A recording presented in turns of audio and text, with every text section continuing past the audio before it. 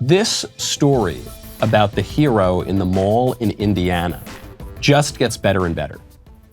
So there was a potential mass shooter in this mall in Indiana, and he did sadly manage to kill 3 people, and he injured some other people. But he only killed 3 people, and he only injured, I think, 5 or so other people because he was taken out, not by the police, not by gun control laws, but by a good guy with a gun, a young good guy with a gun who was only carrying a gun because of the constitutional carry laws in Indiana. So that's what we knew about this story. Now it gets even better. 22 years old, guy's name is Elisha Dicken, and he's walking around the mall with his girlfriend. She spots the bad guy with the gun. She says, "I see a long rifle over there." He tells her, "Get down, do not get up." He gets behind some kind of edifice, a pole or something to that effect, to give him a little bit more balance and a little bit of cover. And he fires off 10 rounds from his Glock. So he empties the magazine on the Glock. He hits the guy. Some reports are saying he hit the guy. Some reports are saying he hit the guy with all of the bullets. I can't imagine that's the case. Some are saying he hit him multiple times. Some are saying he only hit him once.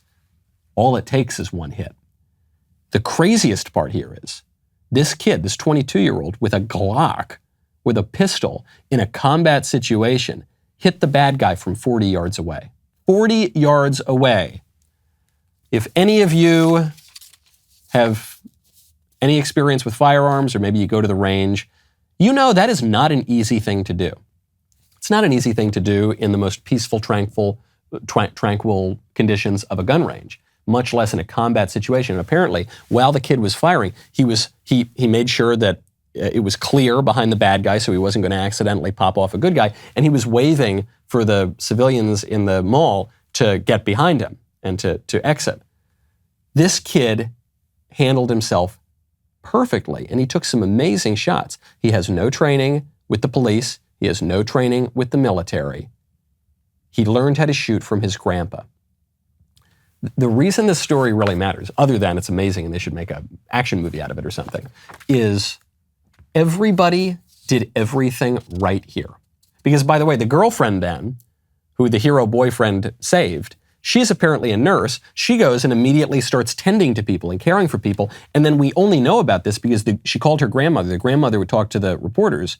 And the grandmother said, look, this is amazing. We're so proud of the guy. We're so proud of my granddaughter.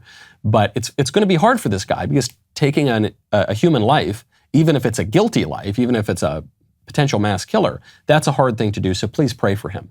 Please pray for everyone involved. And I read this story and I say, wow, everybody did everything right. Other than the mass shooter, obviously. Everybody did everything right.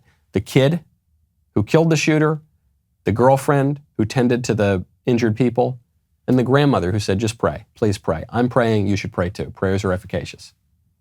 Everyone did everything right. My biggest takeaway from this story is that not that these people got lucky, not what a miracle it was, though in a way it certainly does seem miraculous.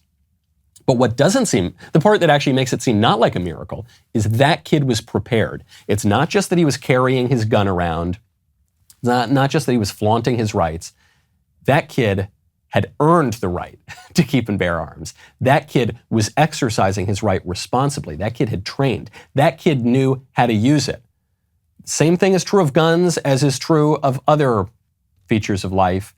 It's not the size necessarily that matters. It's how you use it. Okay? You can tell that with the gun. He just had a little Glock on him. But he knew how to use it. He was very well trained. He was being a very responsible citizen. This girl was being a very responsible citizen. That's a lesson that we should all learn, okay? If we want our rights, because this story completely undercuts the libs' arguments for gun control, completely undercuts the narrative that they've been pushing very hard for a couple of months now, but they've been pushing it for years, actually. If we want our rights, we need to know how to use them. If we want to be a free people and we want to have self-government, we need to be capable of that.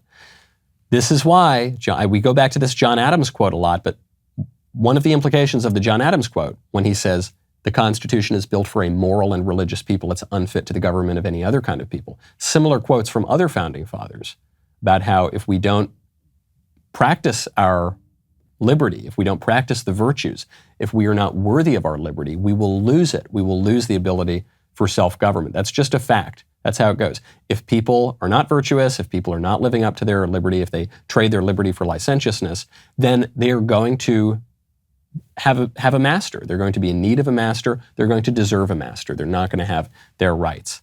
This is a really, really great story, and it backs up a poll that just came out. There's a poll from the Convention of States Action and Trafalgar Group that surveyed Americans of all political persuasions and asked, who do you trust more in a mass shooting situation? The feds, local police, or armed civilians? And the poll was taken, I believe, before this shooting happened, or before the news reports of this shooting happened. Who do you think won? Well, let me ask you. You're in a mass shooting situation. What would make you feel better? You've got local police nearby, you've got the feds showing up at some point, or you've got a good guy who's trained, a civilian with a gun. What would make you feel better? It's easy. And the majority of people surveyed gave the same answer. The good civilian with the gun. Right now, text Knowles to 989898. The latest inflation numbers are in, not looking good. Okay, we've hit a 40-year high at 9.1% thanks to the geniuses in the White House right now. Our nation's authorities are openly admitting that they completely blew it. Quote, I was wrong about the path inflation would take. Those aren't my words. I was right about what would happen with inflation. Those are the words of Treasury Secretary Janet Yellen.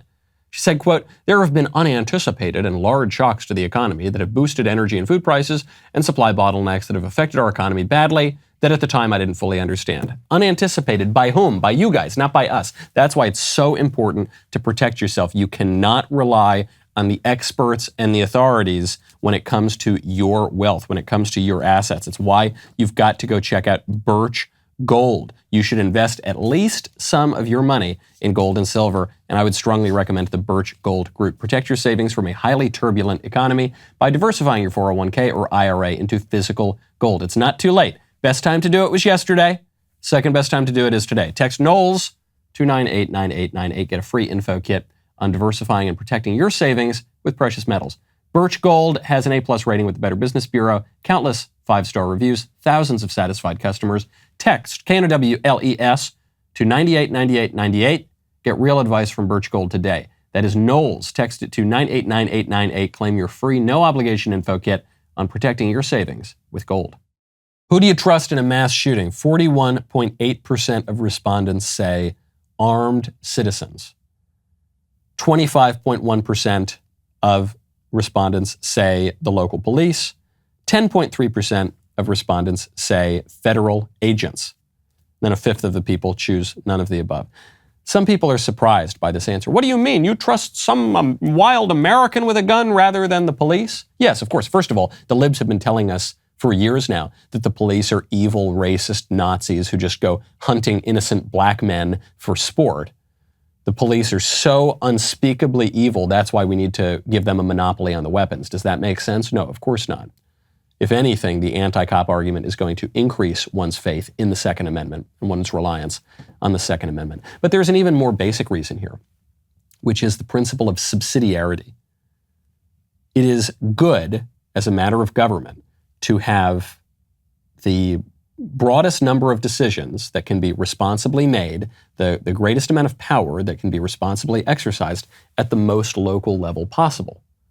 And then certain things that the local level can't accomplish, you go up to a higher level, you go from the township to the state, maybe, or the county, and to the state, and to the federal government. And when we want to protect ourselves, we can't merely rely on, the FBI jumping out of a helicopter and saving us at our mall shooting in Indiana. We can't even just rely on the state police, and we can't even rely on the county police, and we can't necessarily even just rely on the local police. We need to be able to protect ourselves because self-defense is a natural right. And this is one of the reasons why our Constitution recognizes the right to keep and bear arms. The geniuses in the pundit class who are shocked by this, who want to take away all your guns, they don't understand this very basic principle that at least a plurality of Americans do understand. I'm glad you like that clip. We are so close to 1 million subscribers. I'm very excited for this, because then I'll get my gold plaque, and then YouTube will nuke me, and they'll cast me into the outer darkness and wailing and gnashing of teeth. And if that's what's going to happen, so be it, darn it. Make sure that you ring that bell, subscribe, get the notifications, get me my gold play button statue. We'll see you next time.